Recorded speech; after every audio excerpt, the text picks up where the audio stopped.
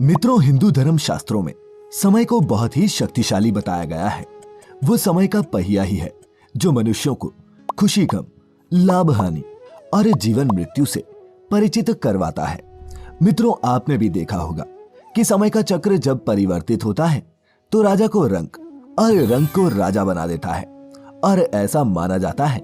कि समय के कारण ही मनुष्य के जीवन में कभी खुशी आती है तो कभी दुख भी उन्हें झेलने पड़ते हैं। लेकिन क्या आपने कभी ये सोचा है कि आपके जीवन में शुभ समय आने वाला है, इसका पहले ही पता कैसे किया जा सकता है? अगर नहीं तो चलिए आज की इस वीडियो में हम आपको उन संकेतों के बारे में बताते हैं जिन्हें जानने के बाद आप भी अपने जीवन में होने वाले बदलाव का अंदाजा पहले ही लगा सकेंगे, जिसके बारे में भगवान श्री कृष्ण ने स्वयं नारद जी को बताया था। नमस्कार और स्वागत है आपका द डिवाइन टेल्स पर एक बार फिर। हिंदू धर्म ग्रंथों में वर्णित एक कथा के अनुसार जब एक दिन नारद जी भगवान श्री कृष्ण से मिलने आए तो उन्होंने भगवान से पूछा,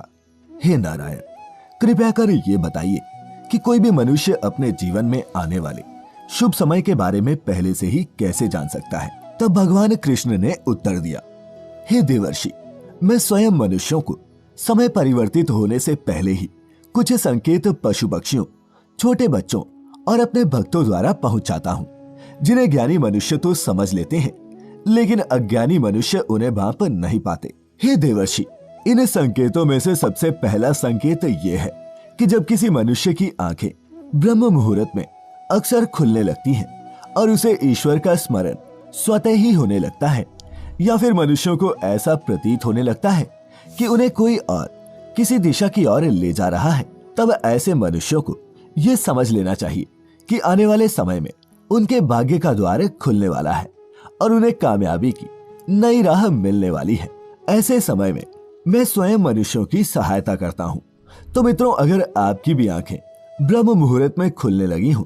और आपने अपने जीवन में ऐसा बदलाव महसूस किया हो तो नीचे कमेंट करके अवश्य बताएं। इसके बाद श्री कृष्ण दूसरे संकेत के बारे में बताते हुए नारद जी से कहते हैं, हे ब्रह्मपुत्र, जब कोई मनुष्य प्रसन्न रहने लगता है या फिर उसके चेहरे पर हर वक्त मुस्कान दिखाई दे, अर्थात वो मुस्कान से भरा हुआ रहता हो, और ऐसा मनुष्य जब अपने क्रोध पर विजय प्राप्त कर लेता है तो उसे समझ लेना चाहिए कि उसके जीवन में अब खुशियों की बारिश होने वाली है।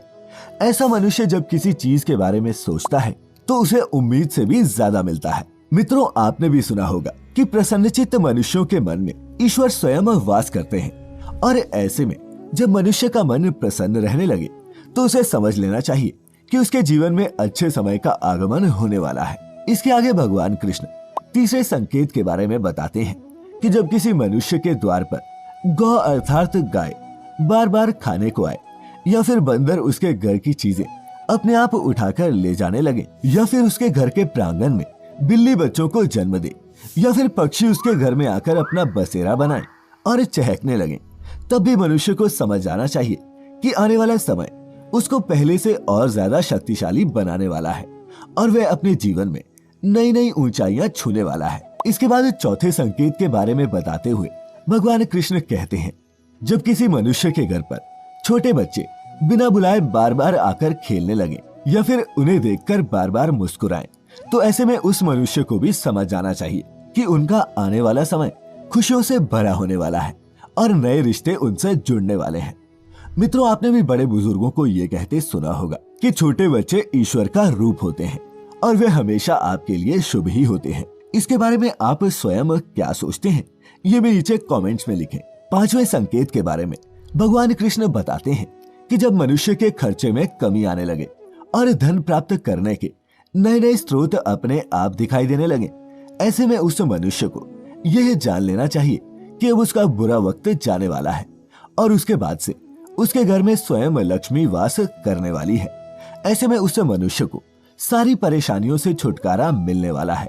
और धन भी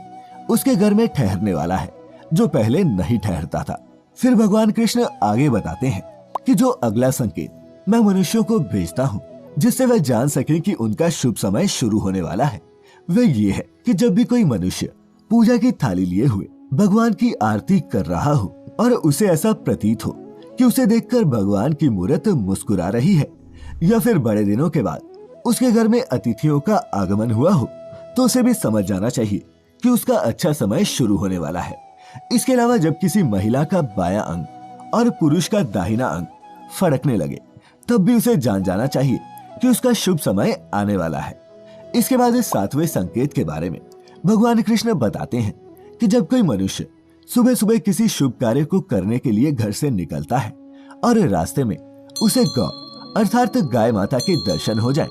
या फिर किसी साधु संत द्वारा उसे आशीर्वाद मिल जाए, तो ऐसे में उस मनुष्य को भी समझ जाना चाहिए कि वह जिस काम को करने के लिए घर से निकला है उसका वह काम अवश्य ही पूरा होगा और उस काम को सफल होने से कोई भी नहीं रोक सकता। अंत में भगवान कृष्ण बताते हैं, हे नारद, इन सब के अलावा जब किसी मनुष्य को संध्या के समय जल से भरा पात्र या फिर दूध से भरा पात्र किसी के द्वारा उसे प्राप्त हो या फिर कोई उसे मिठाई दे तब भी उसे समझ जाना चाहिए कि अब उसके भाग्य खुलने वाले हैं। तो मित्रों, ये थे वो 7 संकेत जिन्हें जानकर या फिर महसूस करके आप अपने आने वाले शुभ समय को भली भांति पहचान सकते हैं। लेकिन भगवान कृष्ण ने ऐसे ही कुछ संकेत और भी बताए हैं जो मनुष्यों के जीवन में आने वाले अशुभ समय के बारे में बताते हैं। यदि आप भगवान कृष्ण द्वारा कहे गए उन अशुभ संकेतों के बारे में भी जानना चाहते हैं तो हमें नीचे कमेंट करके अवश्य बताएं। खैर, आज की हमारी ये प्रस्तुति आपको कैसी लगी ये भी नीचे कमेंट करके अवश्य लिखें। पूजा सामग्री और धार्मिक वस्तुओं के लिए आप विजिट कर सकते हैं Amazon पर हमारे द डिवाइन टेल्स स्टोर पर और 20% एक्स्ट्रा डिस्काउंट के लिए आप जा सकते हैं shop.thedivinetales.com पर। तो मित्रों, फिलहाल आज के लिए बस इतना ही। अब हमें इजाजत दें। आपका बहुत बहुत शुक्रिया।